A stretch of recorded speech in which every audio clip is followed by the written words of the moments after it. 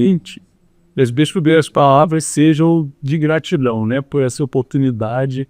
Eu que cheguei há 7 meses apenas aqui na América, embora já tenha morado há muitas décadas atrás, em outro estado, era muito jovem, e percebo hoje que, de alguma forma, a espiritualidade, o universo, me trouxe para cá, né? Como a Norma disse, para uma nova etapa da minha vida, apesar dos meus 55 anos, mas nunca é tarde para a gente recomeçar, na verdade. E o importante é que a gente esteja atento aos sinais, né, que a espiritualidade, que nossos guias, nossos mentores nos dão constantemente a todos nós, tá? Porque todos somos médiums em algum nível. Então, temos que estar sempre atentos a esses sinais. Então, eu atendi a um chamado. E esse chamado era para eu estar aqui. Em uma das terças-feiras dos estudos, na verdade, assim, eu não tenho participado de todos, comecei há muito pouco tempo, né? Mas fui presenteado pela espiritualidade por ter o ponto de luz como esse farol em meio a essa turbulência que é a América, né? Que é o planeta hoje, na atualidade, né? A gente não pode generalizar. Vivemos um momento de transição planetária e sabemos o quão difícil, quão desafiador é para nós, espíritos encarnados nesse momento, né? Todos esses desafios que a gente precisa conviver na nossa experiência terrena. Hoje nós vamos falar sobre o tema. Norma me deu umas opções, né? Ela sempre generosa. E quando eu vi essa oportunidade de falar do Cristo Consolador, eu amo falar de Jesus. Como evangelizador que fui, né? E eu acho que a gente sempre é, né? Esse é um dos papéis que nós, e que enquanto encarnados e sendo espíritas, precisamos nos revestir, né? Esse papel de evangelizadores, da divulgação da palavra, né? Dos ensinamentos de Jesus, alicerçados no evangelho de amor, nesse código moral, desse código de conduta moral que Jesus nos trouxe enquanto aqui esteve conosco. Vejam bem, ele não deixou uma só palavra escrita.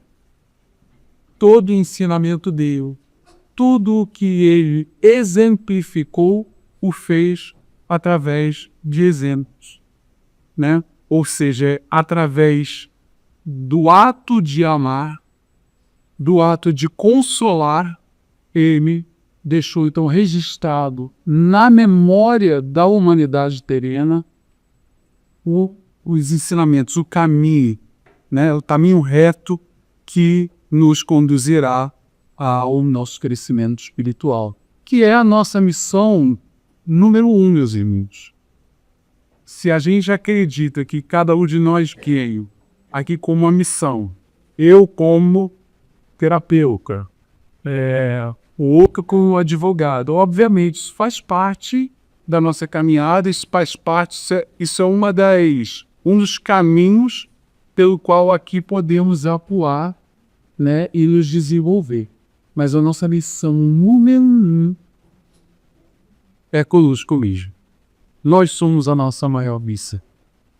Então viemos para cá com essa oportunidade, pedimos muito para que estarmos, porque existem milhares de espíritos nesse momento que adorariam ter a oportunidade de aqui estar no planeta.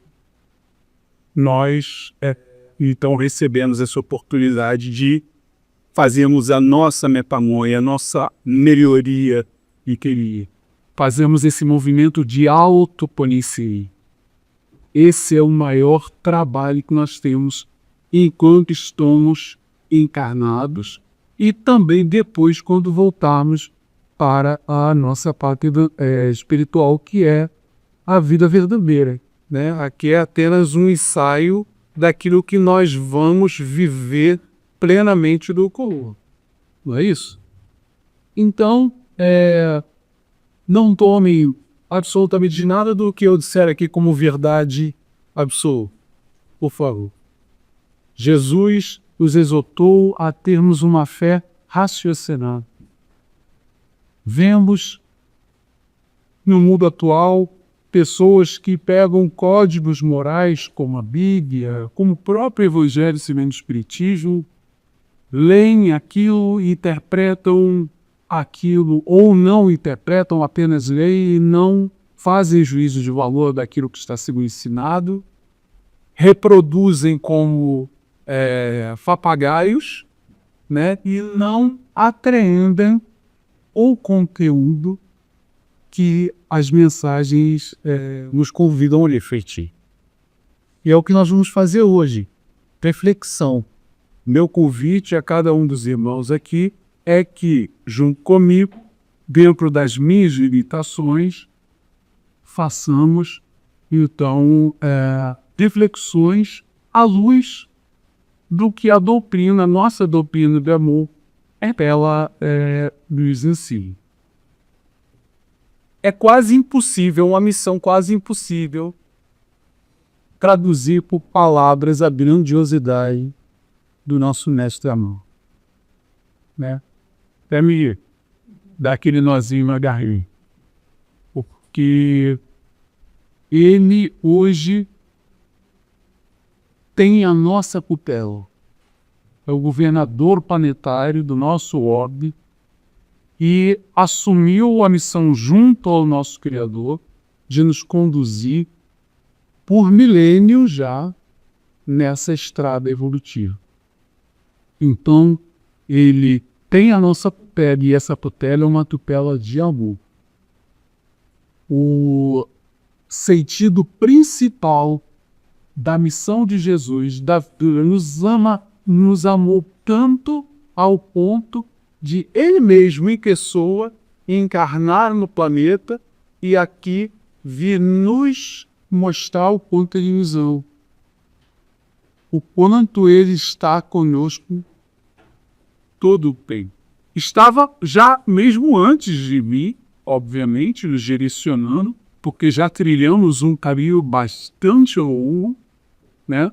Até a vinda dele, o advento da vinda dele. Depois, se eu não me engano, numa das palestras de nosso irmão Héctor, falou algo sobre 300 ou 3.000 anos para avançar e reencarnar, e encarnar, né? Como Cristo Jesus, como Jesus de Nazaré, né? Aqui no planeta. Então,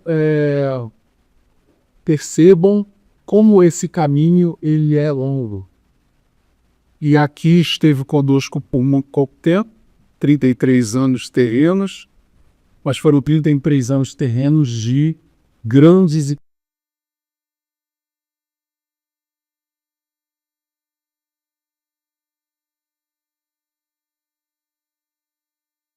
apanhando. Mas ainda assim, ele nos fez uma promessa. Uma promessa de um novo consolador, de um outro consolador. Kardec, na pergunta 625 de O Livro dos Espíritos, para nos dar uma ideia da grandiosidade deste ser, fez a seguinte pergunta: qual o tipo mais perfeito que Deus tem oferecido ao homem para lhe servir de guia no poder? E a resposta foi exatamente essa. Uma única palavra, única superior só, Jesus. Nenhuma palavra antes. Então, o Espírito da Verdade nos trouxe como guia e modelo Jesus. Então percebam o tamanho, a grandiosidade da missão de Jesus e do seu evangelho. Ou seja, daquilo tudo que ele nos ensinou, o quanto aqui esteve, para, como guia, nos direcionar para a luz. Ou como dizem as escrituras sagradas, nos ensinar o caminho de retorno ao seio do Pai. Foi isso? Então, bilhões de espíritos entre encarnados e desencarnados, hoje, são direcionados para esse mesmo ponto, esse mesmo caminho de retorno à fonte original de todas as coisas. Cada religião vai dar um nome, o entendimento de cada um de nós vai compreender e alcançar esse Criador, essa fonte original de uma forma específica, particular, né? Porque trazemos cada um de nós uma bagagem de entendimento, senão aqui não estaríamos. Hoje, numa casa espírita, já com alguma compreensão das verdades, né? Das verdades da vida, já tinha um conhecimento sobre as leis divinas, então a gente já criou um caminho, né? Cada um de nós. Muito bem. Sendo ele, então, de modelo, ele, enquanto aqui esteve, nos consolou, nos mostrou que há um caminho mais fácil, apesar das dores e do sofrimento. Que as dores e os sofrimentos, hoje, na nossa realidade, enquanto espíritos encarnados num planeta de provas e expiações, são ferramenta de evolução.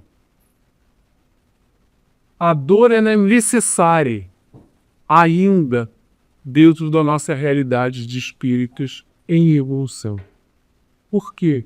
Como pretérito, geramos algum tipo de causa para que mais à frente precisássemos, através da dor, experimentar aquela mesma situação e gravarmos fortemente em nosso espírito esse aprendizado. Por isso que a doutrina espírita, pessoal, ela é, antes de ser uma religião, porque, na verdade, não é esse o objetivo, não é esse o objetivo de Kardec, né? Ela esbarra na religião por usar como base o Evangelho de Jesus. Mas, antes de mais nada, a doutrina espírita ela é uma filosofia de Deus. E uma filosofia calcada, alicerçada, comprovada e atestada cientificamente. Por isso ela é ciência, filosofia e religião. Casamento perfeito e equilibrado entre essas três nuances para nos trazer esclarecido. Sem que a gente se feche, como, portanto, em verdades absolutas. E a gente, infelizmente, nos dias de hoje, vê em muitas casas espíritas, em muitas casas espíritas católicas, ortodoxas ou pelo menos, em muitas casas espíritas evangélicas, né? Eu acho lindo o ecumenismo. Eu acho maravilhoso. Eu era espírita e cantava no coro da Igreja Batista. E o pastor sabia que eu era espírita, mas a congregação não podia saber, infelizmente. Porque eu amo cantar, eu amo louvar a Deus. Talvez seja uma reminiscência lá de alguma, né, religião que eu tenha tido em outra vida. Fui criado e na minha infância, estudei a vida inteira, a infância toda em escolas de freiras, no Rio de Janeiro. Minha família é de origem italiana e são católicos apostólicos romanos. Então percebam quanta coisa a gente traz e que faz parte, que compõe o arcabouço de conhecimento, de entendimento,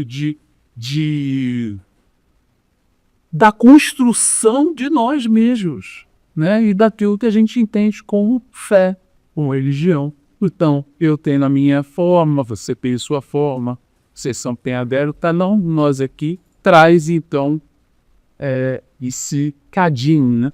E muito bem. Então a gente está a falar de um amor tão grande, de uma expressão tão imensurável de amor, que ele, apesar de ter vindo, de ter nos mostrado tudo isso há 2000 anos atrás, e a gente não pode esquecer que naquela época os povos eram ainda bárbaros.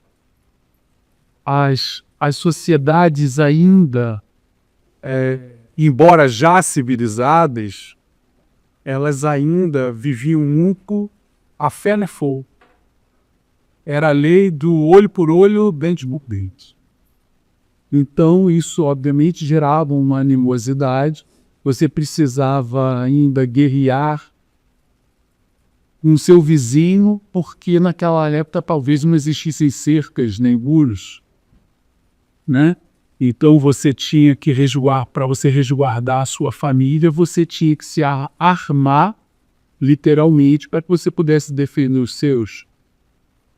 Então ele falava por parábolas, ou seja, ele falava, todo o ensinamento dele tinha no sentido figurado, né, para que aquelas pessoas, dentro daquele entendimento que elas tinham, pudessem aceitar nos seus corações as sementes que Jesus trouxe, ele semeou, de amor, de paz, de concórdia, que ia à contramão de tudo que pela sociedade professava, né, naquele momento. A gente pode se reportar por 2000 anos o que Lívia passou, Lívia e Públio Lentulus passou, né? E ele como senador romano e sendo despertado pela presença impactante da luminosidade do Cristo. E como deve ter sido para aquela pessoa que tinha já construído dentro da cabeça dele, culturalmente, né, psiquicamente, o que era certo, e de repente se vê diante de um novo caminho, de uma verdade que ele desconhecia. E quantas coisas sofreram, né? Quantas coisas exemplificaram para todo mundo através da dor e do sofrimento deles. E apesar da dificuldade que aquelas criaturas daquele momento tinham de entender o que o Cristo Jesus vinha trazer como convite, quantos se abriram? Quantos estavam prontos para receber as sementes de amor no seu coração? Quantos foram martirizados nos altos, né, nos teatros romanos de dores, de sangue, de crueldade na mundo? Então, ele, naquele momento, embora ele tenha vindo, né, e se convertido nessa fonte sublime de consolação, porque foi o que ele fez durante todo o tempo dele, toda a passagem dele que no planeta, e nesses 2000 anos, né, desde a sua vida, ele nos fez uma promessa. Ele nos prometeu ele nos prometeu um outro Consolador. E o Consolador prometido por Jesus é a Nutria Espírita. E por que é a Nutria Espírita? Porque a Nutria Espírita ela vem tornar o Evangelho redivio. Ela vem explicar, ela veio dar luz a tudo aquilo que foi dito, que foi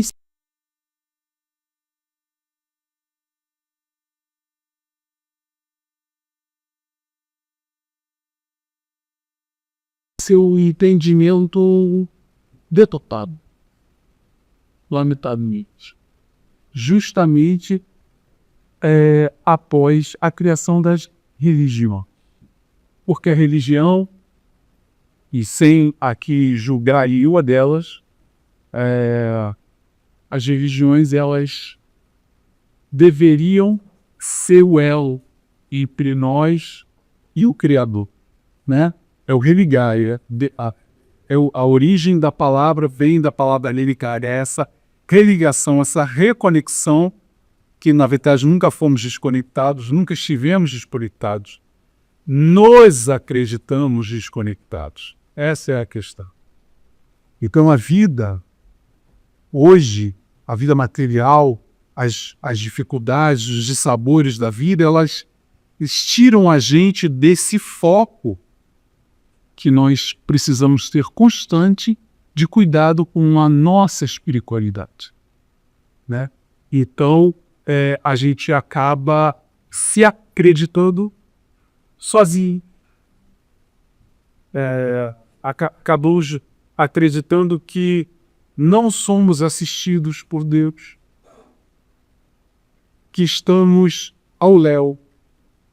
E a gente vai ver um pouquinho mais à frente a passagem desse capítulo Consolador, Cristo Consolador, do Evangelho, que é o livro, a base central da nossa doutrina, que traz os códigos morais, os ensinamentos morais, por isso o Evangelho ser o nosso guia moral.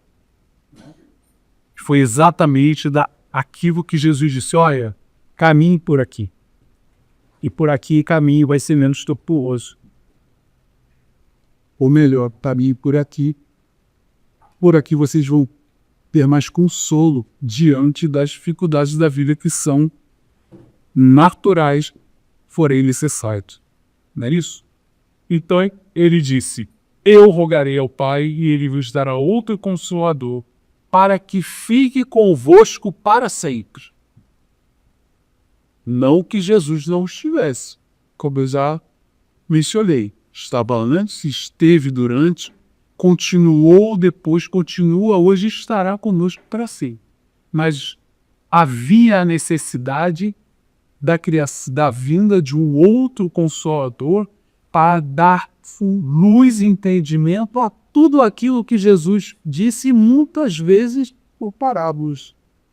Então olhem, percebam também igualmente a grandiosidade do trabalho de Allan Kardec, onde devemos ser gratos pela força e pela determinação desse espírito que veio decodificar tudo aquilo que constava nas escrituras, né? E através de perguntas, através desses esclarecimentos que o Espírito da Verdade nos trouxe. O Espírito da Verdade podemos entender como uma falange de espíritos missionários de alta hierarquia espiritual que, junto com Jesus, abraçaram essa missão de conduzir a humanidade terrena no seu processo de evolução.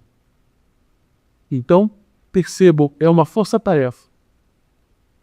Uma força-tarefa em prol de nós, para nós e por nós. Como somos amados. Um dia eu até mencionei aqui, eu falei: vocês já pararam para pensar por que nós estamos enterrados nesse momento? Aqui da América, nesse momento, por que não viemos antes? Por que não estamos hoje na espiritualidade, na erraticidade? Jesus espera algo de cada um de nós. Se estamos com essa oportunidade aqui estarmos, isso é uma visão minha, particular, do Robley. Eu acredito que Jesus nos escolheu a dedo. Porque Ele sabe que cada um de nós tem algo a oferecer, tem algo a somar neste momento de transição planetária. Senão aqui não estaríamos. Obviamente, como aprendizes, obviamente com essa grande oportunidade desse autoconhecimento, desse trabalho constante em prol do nosso crescimento espiritual, mas também dotados de muitas virtudes. Não só de vicissitudes. Porque se aqui já estamos, já aprendemos. E um dos ensinamentos que o Espiritismo, ou no Consolador Prometido de Jesus, nos dá é a ampliação do nosso entendimento, da nossa iluminação consciência. E para isso a gente precisa estar disponível. E aqui a gente entende a dor e o sofrimento como instrumentos de redenção. Aqui a gente entende que não há morte, apenas uma mudança de estado, não é isso? Entendemos todo o processo reencarnatório como instrumento da misericórdia de Deus, para que a gente venha com as nossas dificuldades, que a gente traga aquilo que a gente já aprendeu e a gente utilize o que a gente já aprendeu a nosso favor. E da justiça divina, porque a gente já compreende algo sobre as leis divinas imutáveis. Não é isso? Minha irmã quer fazer uma pergunta. Sim, aí tem uma passagem na Bíblia que fala um estão chamados os escolhidos, que também entra, porque está falando todos nós fomos escolhidos, Jesus escolheu a nós, mas muitos são chamados, eu acho que muitos são chamados, mas poucos são os que escolhem, né? Então, todos têm um livre-arbítrio de ser. Sem dúvida nenhuma. E poucos se escolhem porque poucos se colocam disponíveis. Porque muitos acreditam não serem merecedores. Muitos acreditam não serem capazes.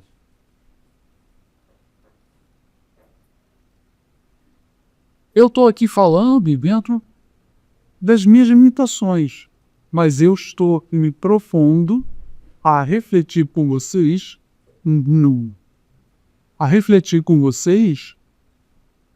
sobre algo que eu estudei. Então eu me dispus a estudar para vir compartilhar com os irmãos algo que eu aprendi desse estudo. Agora, eu não falo lindamente como você não é. É belo, meu irmão. Eu sou seu fã. E eu sei que você não vai tomar isso por vaidade, mas eu sei que você compreende que você está disponível como instrumento da espiritualidade. E é isso que cada um de nós precisa fazer, dos irmãos. Eu posso, você pode, você, cada um para sentadinho que pode. E é isso que Jesus espera de nós. A nossa palavra, ela precisa ser usada positivamente no mundo. Que essas palavras que eu estou dizendo aqui, que esse estudo que nós estamos nos propondo hoje, estejam ecoando nesse momento no universo, esteja tocando corações endurecidos nesta cidade, nessa terra, nesse momento de tão de tribulação que vive esse país, que vive o planeta, que vivem os nossos amados no nosso Brasil. Essas dificuldades, mas que estejamos aqui como instrumentos. Nós temos muitas pessoas que não têm a oportunidade de descobrir a sua missão.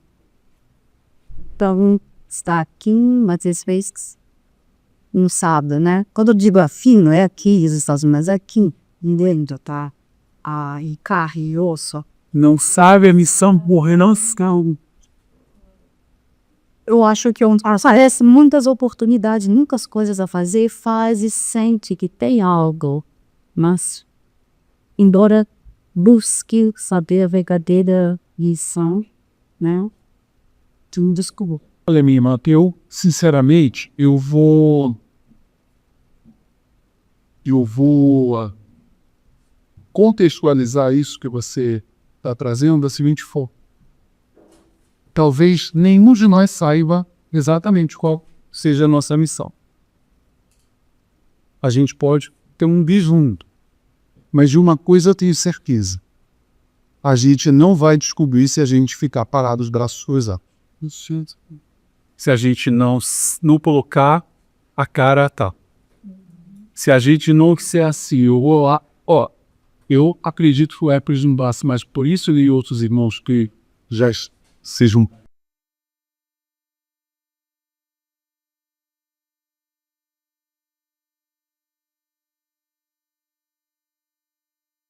nossa, meu Deus, por que eu fui me por que eu fui? Porque às vezes tem uns temas que não são difíceis para o nosso entendimento, mas são tão complexos e às vezes são tão eles geram tantas, sabe, tem nuance aí. Não, como é que fala? Isso são assuntos polêmicos. Geram tanta polêmica e eu adoro os assuntos polêmicos.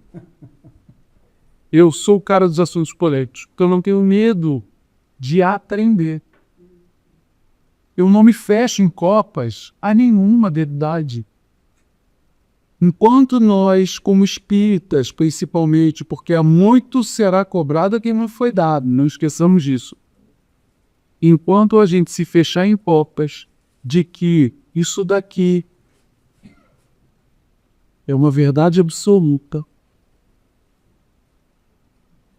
quando nós fizermos da nossa doutrina uma religião e não uma filosofia de vida, a gente vai se limitar. E a gente não vai conseguir encontrar nossa família. Então eu acredito que caminho a gente só encontra e a gente só descobre caminhando. Ninguém consegue definir, trilhar e antecipadamente. Não é isso?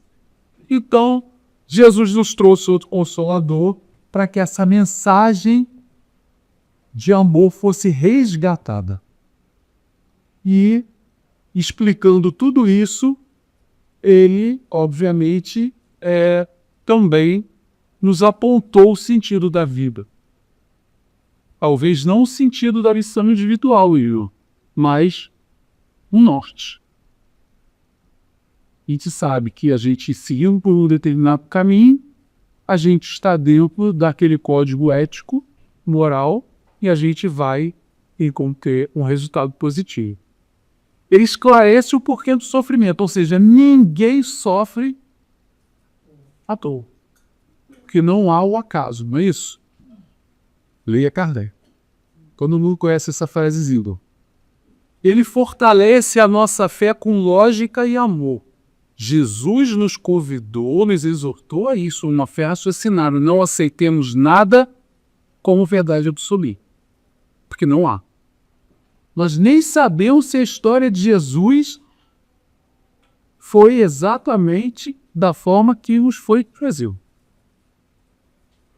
Não saber. A verdade absoluta nós saberemos lá na frente, hoje.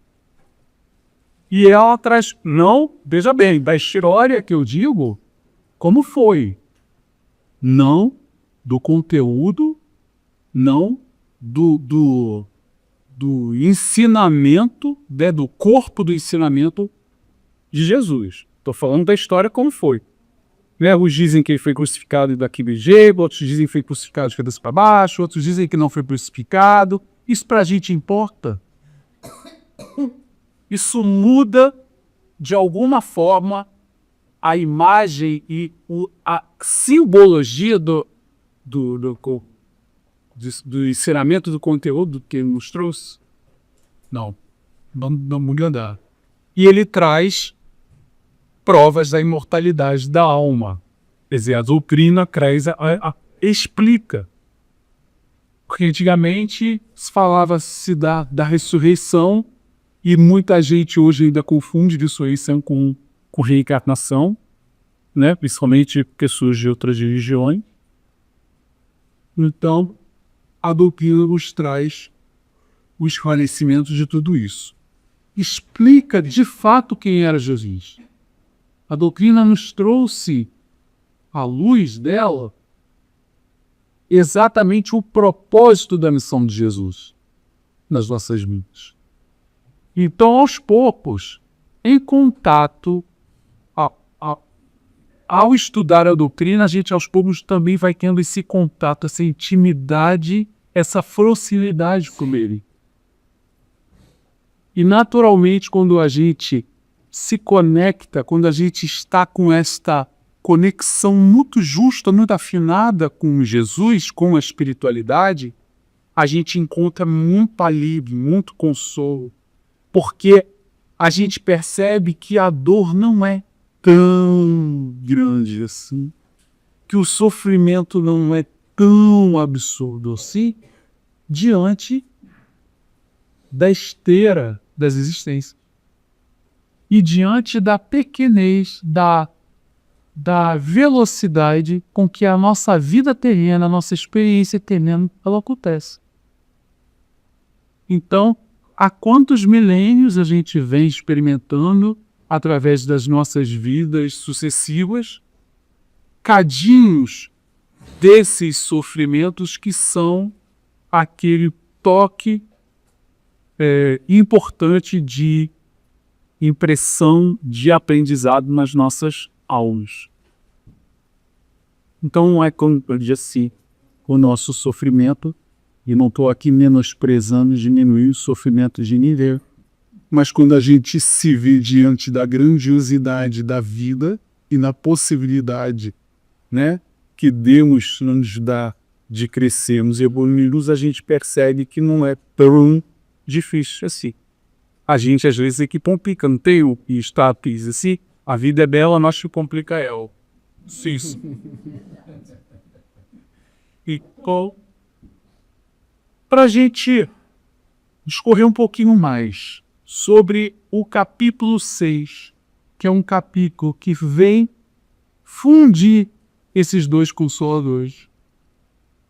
O Cristo, na pessoa de Jesus, com tudo aquilo que ele nos trouxe, e a doutrina como o instrumento da espiritualidade a nos esclarecer tudo aquilo que o Mestre vem nos ensinar. Eu vou ler aqui rapidamente alguns trechos do Evangelho, no capítulo 6, temos que botar aqui os olhos. No capítulo 6, ele diz assim: venho instruir e consolar os pobres deserdados. Começa assim. Quando eu leio isso, já me incomoda. Nós somos deserdados? Obviamente que não. Nos acreditamos em algum momento, ou em muitos momentos, deserdados, desamparados. Mas não estamos, nunca fomos desconectados do Criador, né? Venham dizer-lhes que elevem a sua resignação ao nível de suas provas. Que chorem, porquanto a dor foi sagrada do jardim das oliveiras. Mas que esperem, que também a eles os anjos consoladores lhes virão enxugar as lágrimas. Isso passa perto, esbarra na nossa realidade de caminhadores da doutrina, de buscadores que somos todos, que hoje professamos esta filosofia, que acreditamos, seguimos esse código moral. Ele veio nos dizer, então, nessa passagem, que apesar da dor, apesar de todo o sofrimento, que nós fôssemos resignados, que entendêssemos o processo, que no final todos nós teríamos as nossas as lágrimas, elas são bênção, mas são necessárias, mas que todos nós seríamos resgatados, seríamos consolados. Então hoje a doutrina espírita, através de todos esses missionários, de todos os mensageiros, que através dos grandes expoentes da doutrina, através de todos os trabalhos assistenciais que uma casa espírita abrace, ela traz esse consolo e sempre calcado à luz dos ensinamentos do nosso mestre. Mais à frente diz assim: em verdade vos digo, os que carregam seus fardos e assistem os seus irmãos são bem amados meus. Instruí-vos na preciosa doutrina, que dissipa o erro das revoltas e vos mostra o sublime objetivo da aprovação humana. Então não é à toa. Sofrimento não é algo sem um propósito. E ele disse mais, que aqueles que, apesar de suas dores, também amenizarem a dor do irmão, esses serão seus bem-amados. Ou seja, ele nos convida o tempo inteiro ao trabalho. Não foi isso que nós falamos aqui há pouco? Cada um de nós tem essa oportunidade. Obviamente tem algumas pessoas que são mais tímidas, obviamente que uns têm outros dons. Não estou falando especificamente de estar à frente atrás de um púlpito falando para as pessoas, mas todas as frentes de trabalho.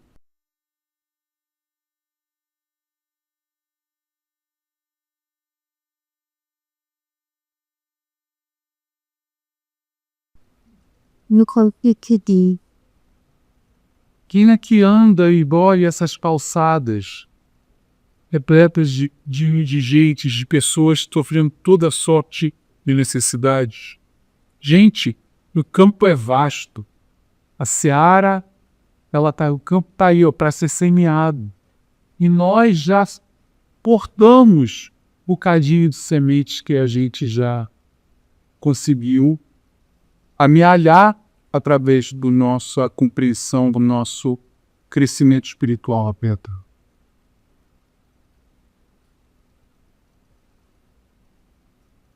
Então, ele finaliza mais à frente dizendo: eu sou o grande médico das almas e venho trazer-lhes o remédio que vos há de curar. Eu acho isso lindo, porque foi na doutrina que eu encontrei a cura os males que me afligiram. Eu, muito novo, vindo, como disse, de uma família católica, eu fugia para a casa de uma vizinha. Eu tinha, já desde muito cedo, uma mediunidade muito ostensiva e não tinha explicação de absolutamente nada do que acontecia comigo. Ao contrário, tadinho da minha mãe, e dentro do impedimento dela me levava lá a Dona Maria Rezamira e eu adorava. Adoro até hoje aquele cheirinho de arroz. E ela pegava um galho de arruda e batia na minha cabeça e era tipo premomber. Eu, na verdade, não sabia se ela me rezando, se ela bateu em mim, viu? Quando a sua de arruda. Mas o fato é, diz a minha mãe, que aos 6 anos de idade, eu sentado no meio de uma estrela de 5 pontas num casebre, gente, numa choupana. Isso eu me lembro, assim, muita facilidade. Era um casebre caindo aos pedaços de madeira atrás da casa dessa senhora. E tinha um altar cheio de imagem. E de acordo com a minha mãe, ali eu estava sentado com 6 anos. E ela começou a me orar, rezar, sei lá. E disse que eu apontava para cada imagem e falava o nome de cada santo. Me pergunta hoje o nome de algum. Pode botar aqui vários, eu não vou saber. Alguns talvez. Então, percebam que eu vim com alguma bagagem de outra vida em relação a isso, né? Mas que eu também tinha um caminho desafiador pela frente. E tive, porque eu desde muito jovem tinha essa necessidade de estudar o Evangelho, de estudar sobre a doutrina. Então eu ia para a casa dessa vizinha, que a família dela era já espírita já há 3 ou 4 gerações, então eles tinham todo o Pentateuco, eles tinham todas as obras até aquele momento, né? A gente está falando de 1986, só obras impressas, né? E eu lia aquilo, estudava e chegava em casa, ia dormir, cobrindo a cabeça de medo de ver o espírito. E o pior, eu lia e era perto. Naquele mesmo dia, tinham na minha porta do quarto querendo conversar comigo. Então é assim, a gente vai abrir os canais, a gente vai estudando e a mais vai sendo-nos oferecido os conhecimentos, né? Agora, qual era a minha missão? A minha missão comigo, né? Era usar aquilo e transformar aquele conhecimento em sabedoria para vir ali. Né? Então foi difícil, porque eu estive diante de caminhos, né, que bifurcavam. Porque a sociedade dizia que eu tinha que seguir o caminho tal e meu coração queria do outro. Né? Culturalmente a gente tinha que ser de um jeito, mas eu tinha vontade de ser de eu queria. A minha família queria que eu seguisse o catolicismo e eu queria me abrir para conhecer tudo. Então eu fui no centro de Umbanda e hoje sou palestrante no centro de Umbanda, que é o centro kardecista também, né? Então eu trabalho nessa parte também do Evangelho. Eu já fui no templo budista, eu já fui na igreja messiânica e recebi muitas bênçãos da igreja messiânica. Eu já fui salvo na igreja messiânica, eu posso dizer assim, um momento de muita dificuldade da minha juventude. Então, percebo, quando a gente está aberto, Jesus se manifesta. Seja em qualquer frente religiosa, seja em qualquer filosofia, ele está conosco. E aqui ele deixou muito claro: estaria conosco todo o tempo e que não nos deixaria órfãos. Não é? Então, para a gente já seguir para o término das nossas repetições, eu acho que eu bem passei aqui todos os coisas apontam ao sentido da vida, instrumentos de consolação que a nossa doutrina hoje nos oferece. E eu não podia deixar de colocar aqui a foto desses dois seres que, com muita gratidão, eu aqui verbalizo para vocês quanto eu sou grato pelo trabalho que foi feito nessa casa essa semana para esses 2 espíritos, Dr. Fritz e Irmã Sheila. Irmã Sheila, que nós que somos evangelizadores temos um carinho especial, particular por ela. É patrona dos evangelizadores, né? Trabalho de evangelização. Eu já tive muitas experiências com ele. E pela primeira vez na minha vida eu fui cirurgiado, operado o Dr. Fritz, e vou dizer para vocês, foi a experiência mais incrível que eu tenho. Estou aqui, falando com vocês, experimentando. Porque, como eu ficava comentando uma Conceição para Maurício, eu senti literalmente sintomas de corte, sutura, todo um processo de restabelecimento pós-cirúrgico, o olho por sentir. Por sair daqui impactado. Mas, poxa, você é espírita há tantos anos aí tentando, né? Estou tentando ser espírita há tantos anos. E você ainda fica impactado, sim, porque a misericórdia de Deus é infinita. e estou aberto. Então a gente precisa estar o tempo inteiro disponível para as espiritualidades. E, obviamente, tudo isso acontece, né? Eu coloquei aqui um livro, no caso as cartas de Chico Xavier. Olha como a nossa doutrina ela é consoladora. Através do trabalho desse irmão, quantas mães foram consoladas por terem perdido seus filhos e tão tenra idade?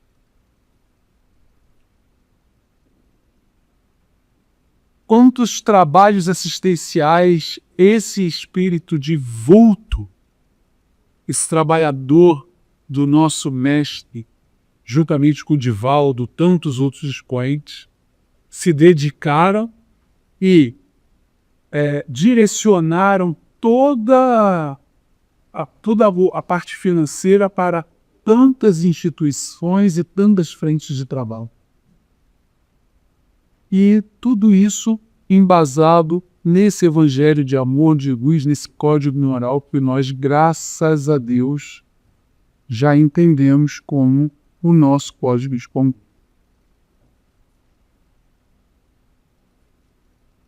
Então, qual é o caminho? A gente tem todos aqueles instrumentos, mas qual é o caminho como espíritos? Da prece da nossa conexão com a espiritualidade maior. Jesus disse: pedi, obtereis. E esse contato, essa intimidade com Deus é necessária, ou seja, nós precisamos estar o tempo inteiro em estado de prece. Orai e vigiai, disse ele. Das venturas edificantes, obviamente, isso nos traz, além de conhecimento, grande alívio. Da mediunidade responsável, não se esqueçam, todos somos médios, embora muitos só vão ter certeza disso quando desencarnarem e abrirem o olho espiritual, vai todo mundo é espírito. Eu vou ter lá.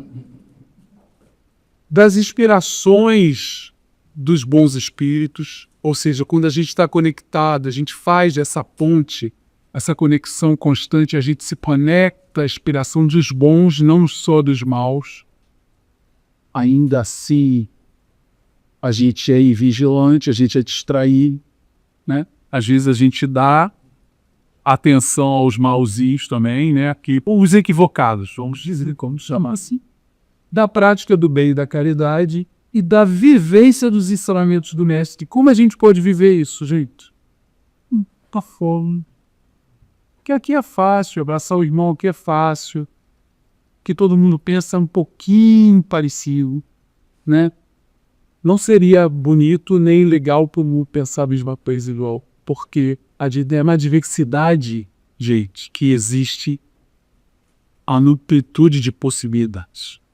Senão, o caminho seria um só, mesmo.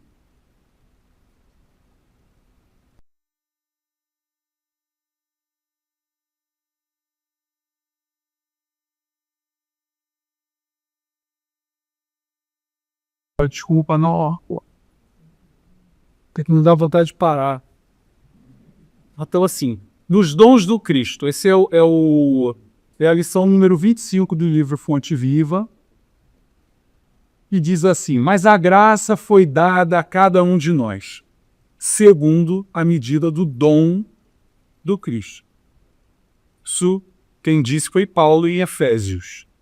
A alma humana, nesses 20 séculos de cristianismo, é uma consciência esclarecida pela razão, em plena batalha pela conquista dos valores iluminativos. Trabalho pessoal. O campo de luta permanece situado em nossa vida íntima. Animalidade versus espiritualidade. Milênios de sombras cristalizadas contra a luz nascente. E o homem, pouco a pouco, entre as alternativas de vida e morte, renascimento no corpo e retorno à atividade espiritual, vai plasmando em si mesmo as qualidades sublimes, indispensáveis à ascensão e que, no fundo, constituem as virtudes do Cristo, progressivas em cada um de nós. Ou seja, nós também temos essa possibilidade de cometer. Daí a razão de a graça divina ocupar a existência humana ou crescer dentro dela à medida que os dons de Jesus, incipientes, reduzidos, regulares ou enormes, nela se possam expressar. Onde estiveres, seja o que fores, procura aclimatar as qualidades cristãs em ti mesmo, com a vigilante atenção dispensada à cultura das plantas preciosas ao pé do lar. Quanto à terra, todos somos suscetíveis de produzir para o bem ou para o mal. Ofereçamos ao divino cultivador o vaso do coração, recordando-se o solo consciente do nosso espírito. Aceitar as sementes do celeste como cultor, cada migalha de nossa boa vontade será convertida em canal milagroso para a exteriorização do bem com a multiplicação permanente das graças do Senhor ao redor de nós. Observa a tua boa parte e lembra que podes dilatá-la ao infinito. Não intentes destruir mineiros de treva de um momento para o outro. Vale-te do esforço de autoaperfeiçoamento a cada dia. Persiste em aprender com o mestre do amor e da renúncia. Não nos esqueçamos de que a graça divina ocupará o nosso espaço individual na medida de nosso crescimento real nos dons de Cristo.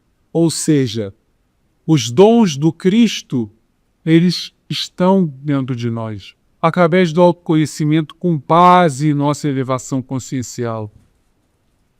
Através da fé raciocinada, da disponibilidade de servir e, obviamente, da paciência e da resignação, que a gente não vai conseguir alcançar nossa iluminação, meus irmãos, de um dia para o outro. Nem de uma vida para outra nós conseguiremos. E a conclusão disso, o Consolador, o Cristo, não nos prometeu ausência de dor, mas a sua presença constante. Nos fortalecendo. Nos recomenda trabalhar incansavelmente pelo nosso fortalecimento moral, através da humildade do servir. Ele que foi o exemplo maior de humildade, nasceu uma manjedoura, justamente para nos ensinar sobre a humildade.